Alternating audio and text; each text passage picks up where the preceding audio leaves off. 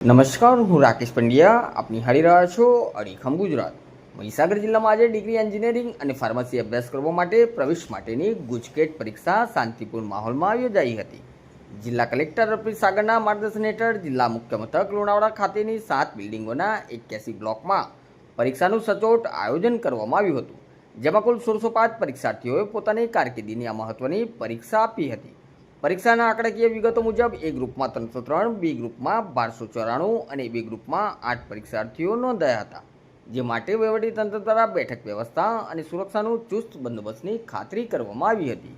પરીક્ષા દરમિયાન જિલ્લા શિક્ષણ અધિકારી નૈલેશ મુનિયાએ લુણાવાડાની ક્રિસ્ટલ સ્કૂલ સહિતના પરીક્ષા કેન્દ્રોની મુલાકાત લીધી હતી.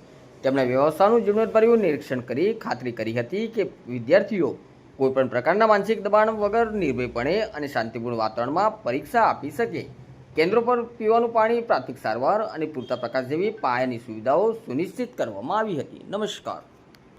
આજે મહીસાગર જિલ્લાની અંદર ગુજકેટની પરીક્ષા યોજાનાર છે. સદર પરીક્ષાની અંદર તમામ પ્રકારની પરીક્ષાનું આયોજન કરી લેવામાં આવ્યું છે. આ પરીક્ષા આજે કુલ 7 બિલ્ડિંગની અંદર યોજાવાની છે. કુલ 1605 વિદ્યાર્થીઓ આ બિલ્ડિંગની અંદર પરીક્ષા આપવાના છે. સાથે તમામ સ્થળ સંચાલકોની જે નિમણૂક છે એ કરવામાં આવી છે. એ વર્ગ 2ના અધિકારીઓની નિમણૂક કરવામાં આવી છે. એની સાથે આચાર્યો સહ કોઓર્ડિનેટર તરીકેની નિમણૂક કરવામાં આવી છે. વર્ગ 1ના ઓબ્ઝર્વર તરીકે વર્ગ 1ના અધિકારીઓની નિમણૂક કરવામાં આવી છે.